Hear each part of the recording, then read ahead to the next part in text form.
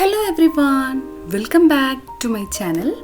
ഇന്ന് നമ്മൾ ചെയ്യാൻ പോകുന്നത് ഒരു നോ ക്രീം ചീസ് കേക്കാണ്. ഇതിൽ നമ്മൾ പുറത്തുനിന്ന് വാങ്ങുന്ന ക്രീം ചീസ് യൂസ് ചെയ്യുന്നില്ല, വീട്ടിലുണ്ടാക്കുന്ന ക്രീം ചീസാണ് യൂസ് ചെയ്യുന്നത്. അപ്പോൾ അതെങ്ങനെയാണ് ഉണ്ടാക്കാമെന്ന് നോക്കാം. അതിനായിട്ട് ഞാനൊരു സോസ് പാൻ എടുത്തിട്ടുണ്ട്. അതിലേക്ക് ഒരു 2 പാക്കറ്റ് കട്ടിയുള്ള പാല് ഒഴിച്ചു കൊടുക്കുന്നുണ്ട്. 1 ലിറ്റർ വരും അളവ്. ഇനി പാല് നന്നായിട്ടൊന്ന് ചൂടാവട്ടെ. ചൂടായി നമുക്ക് സഹിക്കാൻ പറ്റുന്ന ടെമ്പറേച്ചറിൽ എത്തിക്കഴിഞ്ഞാൽ നമുക്ക് ഇതിലേക്ക് ചേർത്ത് കൊടുക്കേണ്ടത് 2 ടേബിൾ സ്പൂൺ ലെമൺ ജ്യൂസാണ്. ലെമൺ ജ്യൂസാണ് നമ്മൾ ചേർത്ത് കൊടുക്കുന്നത്, ലൈം ജ്യൂസ് അല്ല. ലെമൺ ജ്യൂസും ലൈം ജ്യൂസും തമ്മിൽ നല്ല വ്യത്യാസമുണ്ട്. അത് ചേർത്ത് കൊടുത്തതിന് ശേഷം നമുക്ക് ചെറുതായിട്ടൊന്ന് ഒരു തവി വെച്ചിട്ട് ഇളക്കി കൊടുക്കാം. ഇങ്ങനെ ഇളക്കി കൊടുത്തു കഴിഞ്ഞാൽ ചെറുതായിട്ട് പിരിഞ്ഞു വരുന്നത് കാണാം. നന്നായി പാല് ചൂടായി തിളച്ചതിന് ശേഷം ലെമൺ ജ്യൂസ് ഒഴിച്ചു കൊടുത്തു കഴിഞ്ഞാൽ നമുക്ക് പനീറാണ് കിട്ടുക.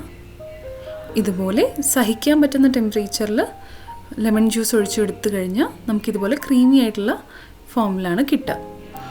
ഇനി ഇതൊരു ക്ലോത്തിലോ സ്ട്രെയിനറിലോ ഒഴിച്ച് അരിച്ചെടുക്കണം. നന്നായിട്ട് വെള്ളമൊക്കെ പോയി അരിച്ചെടുത്തു കഴിഞ്ഞാൽ ഇതുപോലെ കിട്ടും. ഇനി നമ്മൾ ചെയ്യാൻ പോകുന്നത് നല്ല തണുത്ത വെള്ളം ഉപയോഗിച്ച് ഇതൊന്ന് കഴുകിയെടുക്കുന്നതാണ്.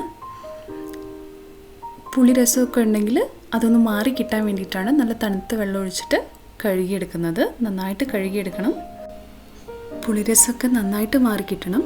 ഇനി നമ്മൾ ചെയ്യുന്നത് അതൊരു മിക്സിയുടെ ജാറിലേക്ക് ഇട്ട് ഒരു 2 ടേബിൾ സ്പൂൺ നല്ല സോഫ്റ്റായ ബട്ടർ ചേർത്ത് കൊടുക്കുകയാണ്. പുറത്ത് വെച്ചിരുന്നാൽ മതി, ബട്ടർ നല്ല സോഫ്റ്റ് ആയിക്കോളും. അതൊരു 2 ടേബിൾ സ്പൂൺ ചേർത്ത് കൊടുക്കുന്നുണ്ട്. ഇനി ചേർത്ത് കൊടുക്കാൻ പോകുന്നത് ഒരു നുള്ള് ഉപ്പാണ്. ഇനി ഇത് നന്നായിട്ടൊന്ന് അരച്ചെടുത്ത് കഴിഞ്ഞാൽ ഇതുപോലെ ഉണ്ടാവും. ഇനി നമ്മൾ ചെയ്യാൻ പോകുന്നത് ബേസ് സെറ്റാക്കുന്നതാണ്. 7 ഡൈജസ്റ്റീവ് ബിസ്ക്കറ്റ് ഞാൻ ഒന്ന് പൊടിച്ചെടുത്തിട്ടുണ്ട്. അതിലേക്ക് ഒരു 2 ടേബിൾ സ്പൂൺ ഉരുക്കിയ ബട്ടർ ചേർത്ത് കൊടുക്കുന്നുണ്ട്.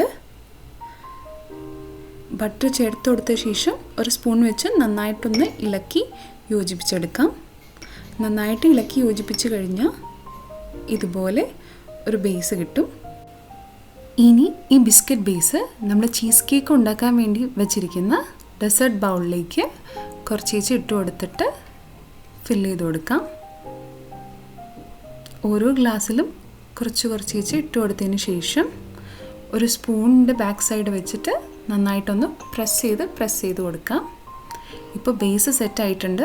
ഇനി ഇത് ഫ്രിഡ്ജിൽ വെച്ച് തണുപ്പിച്ചെടുക്കാം. ഇനി നമ്മൾ ചെയ്യാൻ പോകുന്നത് ഫില്ലിംഗ് ഉണ്ടാക്കലാണ്.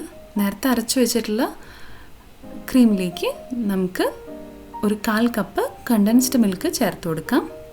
ഏത് ബ്രാൻഡിൻ്റെ കണ്ടൻസ്ഡ് മിൽക്ക് വേണമെങ്കിലും നിങ്ങൾക്ക് യൂസ് ചെയ്യാം. ഇനി നമ്മൾ ഇതിലേക്ക് ചേർത്ത് കൊടുക്കാൻ പോകുന്നത് ഒരു 1/4 കപ്പ് ഫ്രഷ് ക്രീമാണ്. ഏത് ബ്രാൻഡിൻ്റെ ഫ്രഷ് ക്രീം വേണമെങ്കിലും നിങ്ങൾക്ക് യൂസ് ചെയ്യാം. ഇനി നന്നായിട്ടൊന്ന് മിക്സ് ചെയ്തെടുത്താൽ ഫില്ലിംഗ് റെഡി ആയിട്ടുണ്ട്.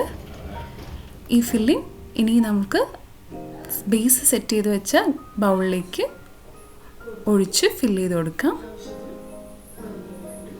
ഓരോന്നിലും ഫില്ല് ചെയ്തതിന് ശേഷം നന്നായിട്ടൊന്ന് തണുപ്പിച്ചെടുക്കണം.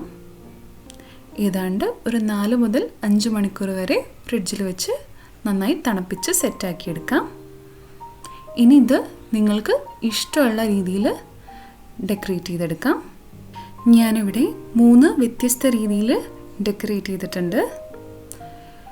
ഈ ചീസ് കേക്ക് റെസിപ്പി നിങ്ങൾക്ക് ഇഷ്ടപ്പെട്ടു എന്ന് വിചാരിക്കുന്നു. ഇഷ്ടപ്പെട്ടാൽ ലൈക്ക് ചെയ്യാനും സബ്സ്ക്രൈബ് ചെയ്ത് സപ്പോർട്ട് ചെയ്യാനും മറക്കരുത്. വേറെ 2 ചീസ് കേക്ക് റെസിപ്പി കൂടി ഞാൻ ചെയ്തിട്ടുണ്ട്. കാണാത്തവർ കാണാൻ മറക്കരുത്. ഞാൻ ഐ ബട്ടണിൽ കൊടുത്തേക്കാം. Thanks for watching.